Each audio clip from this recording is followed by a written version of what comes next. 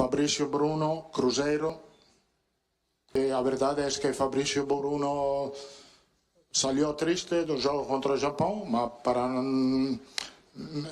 o pensamento do staff técnico da CBF não é baseado sobre o erro que ele ha feito contra o Japão, é baseado sobre muito jogo que ele está fazendo bem e nós temos muita confiança nele, em suas características, em suas qualidades. E creio que, em geral, o erro é bom momento para ser melhor, para aprender. Fabrício Bruno foi o personagem negativo do último jogo do Brasil contra o Japão, né? Foi uma... Sabia que ele ia voltar. Eu achei que ele voltaria mesmo. Fabrício Bruno surpreende a vocês voltar? Não, acho que é natural. Por dois motivos. Pela questão de gestão do elenco que a Ana falou e por merecimento. Não, eu acho que é isso, sim. Não, eu acho que se... Assim, não sei se ele vai ter chance de ir à Copa do Mundo, né? Mas ele vem jogando bem no Cruzeiro e tal. O Caio? O Fabrício. Né? Cruzeiro que tem que tirar uma diferença considerável de pontos. Não é simples a vida do Cruzeiro, né? O Cruzeiro está com 60 pontos e um jogo a mais. Ou seja, o Palmeiras tem 5 pontos a mais do que o Cruzeiro, com um jogo a menos. Mas o Cruzeiro está vivo. E acho que a esperança do Cruzeiro é que, na teoria, a tabela do Cruzeiro parece um pouco menos pesada. Só que é justamente os jogos em que o Cruzeiro se complica contra times da parte de baixo da tabela, né? Então, assim, a teoria do Cruzeiro não se aplica. O próximo jogo já é chato pro Cruzeiro. O Grêmio tendo que dar resposta, ainda não está totalmente tranquilo no campeonato. Em circunstâncias semelhantes, o Cruzeiro perdeu do Vasco em São Januário, ele deixou Santos, Ceará e Sport tirarem pontos dele no Mineirão. É bruto, cara. É bruto? É bruto. Brutal. É bruto, se você resumiu bem, é bruto. E ganhou do Vitória, mas assim, um placar que talvez não conte com exatidão que foi o jogo, né? Gente, eu me surpreendi com o jogo do Cruzeiro, com a vitória. Eu falei, né? Me surpreendi. Porque eu imaginei que o Vitória fosse armar um ferrolho, jogar fechadinho. Achei que de repente pudesse ser um jogo de poucos gols. E era pra ter sido de muito mais do que 3-1, né? Papai cravou, né? Você Papai falou que cravou. Eu fui com você. Cravou. Assim, ó, cravadinho. 3-1. Eu fui de 1-0. 3-1. Eu fui de 1-0 também. E aqui, Cruzeiro, quando quis jogar, jogou. Quando quis fazer um gol, fez. Cruzeiro, de boa, tranquilo. O Cruzeiro que a gente acostumou a ver em vários jogos desse Campeonato Brasileiro. Achei o Cruzeiro de boaça, velho. Sem drama, sem preocupações. Um jogo controlado Foi pelo tudo Cruzeiro. isso, Valor? Do jeito que eu te falou? Porque eu não vi esse jogo do Eu Elton, também não vi, não. Eu trabalhei. Aliás, foi o jogo de 52 na temporada que eu trabalhei.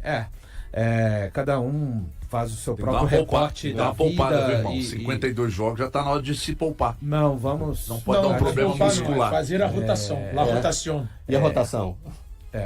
Não tem rotação. Cara, cadê a internet, hein? Cadê a internet agora que eu ia acionar alguns dados? Chamou a boca. Mas deixa eu te falar um negócio enquanto você aciona. Por favor. Cara, Seu Bartolomeu me socorra. Uma coisa que eu fiquei impressionado foi no pós-jogo, eu vi um vídeo do Gabigol contando pro John Vlogs no Instagram, uma coisa que a comissão técnica do Leonardo Jardim falou para os atacantes.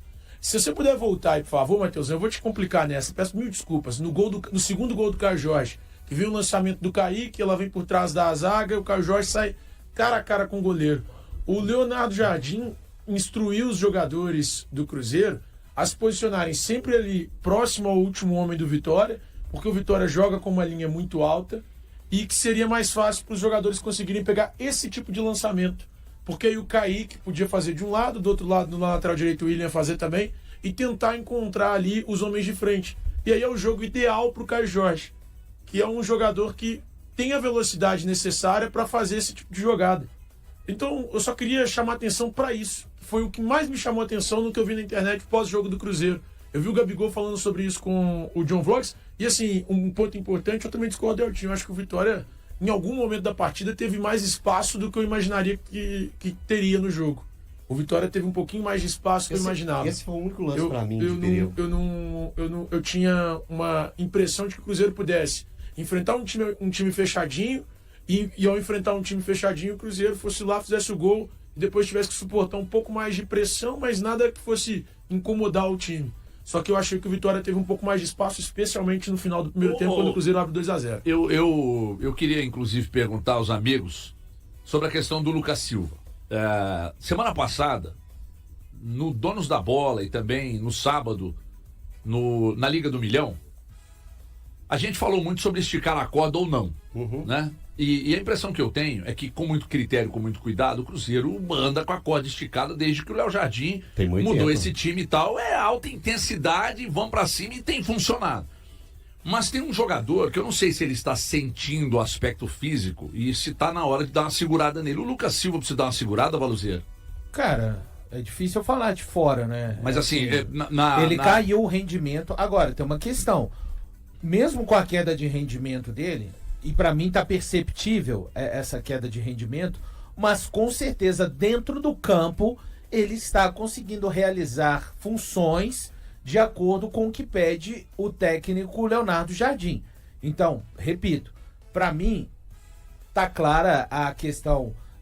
O Lucas Silva é o cara meio... Ele consegue ter uma leitura também de quando acelerar mais o passe, de quando carregar um pouco mais a bola. A maior parte do jogo dele é baseado realmente em passes, virada de jogo. Ele é esse cara. Ele tem sido mais lento, ele está mais lento, não que a velocidade seja um grande aspecto do Lucas Silva ao longo dos anos, principalmente mais nessa parte em que ele é um veterano na carreira, mas eu não sei, provavelmente ele está a cumprir algo relevante, importante, que aí é uma coisa que só ele, o Jardim e o time como um todo conseguem entender, tá?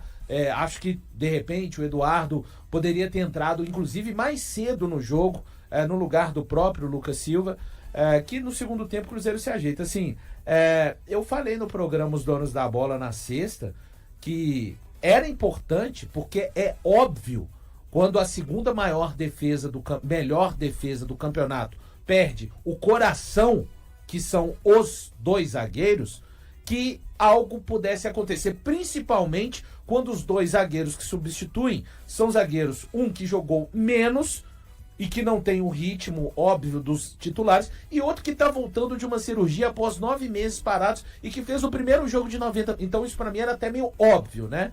E aos 20 segundos a gente vê essa obviedade acontecer, com Vitória indo na cara do gol, o Mateuzinho vai na cara, 20 segundos. Defesaça do Cássio. Uma defesa, Thiago, que muda o rumo da partida.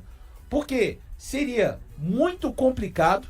O Cruzeiro poderia fazer o 3-1, 4-1, poderia, só que é um contexto diferente. Você tomar um gol aos 20 segundos, o adversário ele já tem êxito na estratégia dele com menos de 1 minuto de jogo. E o Cássio fez uma partida muito importante, tá? O placar, ele não diz exatamente fielmente o que foi toda a partida. No primeiro tempo, o Cruzeiro deu 13 chutes, o Vitória 10. O Cruzeiro chutou 10 no gol e o Vitória 7. Foi uma trocação no primeiro tempo. É que o Cruzeiro foi muito bem na parte. O Cruzeiro voltou a ser letal. Caio Jorge com personalidade, fazendo, pra mim, foi pênalti, tá? O jogador. Não, mas é importante a gente dizer para não ser o paladino da verdade. O Caio Jorge, ele recebe o chute ali no pé direito, né? Cobra a penalidade, está treinando para bater, não foi uma coisa fortuita, pegou a bola debaixo do braço porque tem mais gols, não. Tá treinando, bateu muito bem. O segundo gol, eu acho que é o gol em definitivo pro cara pegar, retomar o caminho de gols novamente. Quantos gols o Caio Jorge fez nessa temporada? Ele é extremamente inteligente, mais uma vez, para ler a última linha, um passe milimétrico do Kaique. Só uma coisa rapidinho sobre esse gol. Você reparou que ele sai falando assim? Sim, não. Então. Eu não estava impedido, não. Eu tava em posição... Ele tem muita certeza, mas não é tipo por arrogância. Porque ele falou, inclusive, na zona mista conosco, que eu vi. Ele treina muito esse tipo de situação da saída. E o Arroio fazendo o seu gol de perna direita. O Jardim até falou, eu também concordo com ele. Apesar do gol, o Arroio já teve partidas que jogou mais. No segundo tempo ele tem uma possibilidade. Mas você acha que ele foi mal ou não? Não foi mal. Ele já jogou mais. O cara, ele fez um gol. Entendi. Só quero saber se você acha que foi mal. Não, mas ele já fez, por exemplo, contra o Palmeiras, eu acho que ele jogou mais. Acho que contra o próprio Bahia, que ele entra no segundo tempo.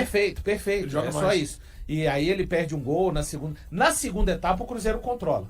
Na segunda etapa, sabe a brasa do Vitória? O Cruzeiro vai lá, joga areia na brasa do Vitória, controla o jogo, não sofre, mas 17ª vitória, 12ª vitória do Cruzeiro como mandante, Cruzeiro com 60 pontos, quase 60 mil torcedores estiveram lá, 59 mil e alguns quebrados. O Cruzeiro bateu 1 milhão. O Cruzeiro batendo 1 milhão de torcedores na temporada e agora vai enfrentar o Grêmio fora de casa e o Cruzeiro dando passos cada vez mais próximo matematicamente de se garantir na Copa Libertadores 2026. Uma segunda-feira muito triste para a cultura mineira. O grande Lô Borges morreu hoje aos 73 anos. Um dos ícones da nossa música, do MPB, ao lado do Milton Nascimento, foi um dos fundadores do Clube da Esquina. O Lô era um apaixonado pelo futebol e pelo Cruzeiro. Nas redes sociais, o Cruzeiro lamentou a morte do Lô e ressaltou a relevância da arte dele para a nossa história. O Atlético e o América também se manifestaram nas redes sociais. É o mesmo sentimento nosso aqui do Globo Esporte. A música perde um dos seus gigantes. O Lô é do mundo, o Lô é de Minas Gerais, é da eternidade. Muita força para a família, para os amigos. E hoje o Conversa com o Bial reapresenta o Papo com o Lô, que foi ao ar em abril de 2023. É depois do Jornal da Globo. O Globo Esporte vai terminando por aqui. Mais informações e homenagens ao Lô Borges você vê agora no Jornal Hoje. Até amanhã. O futebol vive de fases, e a de Kenny Arroio no Cruzeiro enfim começou. Diante de um Mineirão lotado com 60 mil torcedores, no último sábado, o equatoriano de apenas 19 anos marcou seu primeiro gol com a camisa celeste e aproveitou a oportunidade para se firmar na disputa por uma vaga entre os titulares do técnico Leonardo Jardim. A lesão de Wanderson acabou abrindo espaço para o jovem atacante. Após a vitória por 3-1 sobre o Vitória, Arroio fez questão de demonstrar respeito ao companheiro, mas deixou claro seu desejo de seguir evoluindo e conquistando espaço no time. É um momento difícil para o meu amigo Wanderson, que se lesionou. Espero que ele se recupere o quanto antes, declarou o atacante, mostrando empatia antes de afirmar estar pronto para agarrar a chance. Questionado sobre a possibilidade de se tornar titular, Arroio preferiu manter a cautela. Fico muito feliz pela confiança do professor, mas essa decisão cabe a ele, afirmou o equatoriano. Entre os torcedores cruzeirenses, porém, o sentimento é claro. Arroio e Caio Jorge formam uma dupla promissora. No triunfo sobre o Vitória, o jovem marcou um gol, enquanto o centroavante balançou as redes 2 vezes, parceria que começa a render frutos. O entrosamento entre os dois, segundo Arroio, vem sendo construído dia após dia na Toca da Raposa 2, centro de treinamentos do clube. Venho treinando com o Caio todos os dias a 100%. O trabalho está dando resultado, explicou o atacante. Além da sintonia com Caio Jorge, Arroio também destacou a boa conexão com Matheus Pereira, principal articulador da equipe. As jogadas entre os dois foram um dos pontos altos da partida. O que dizer do Matheus Pereira? É um craque, o melhor camisa 10 do Brasil, elogiou o equatoriano, reforçando a confiança no talento do companheiro e no bom momento que começa a viver no Cruzeiro. E aí, galera, o que acharam? Deixem suas opiniões nos comentários. Não se esqueçam de deixar o like, se inscrever no canal e ativar o sininho para receber as notificações. Até mais, Nação Celeste! Vamos pra frente!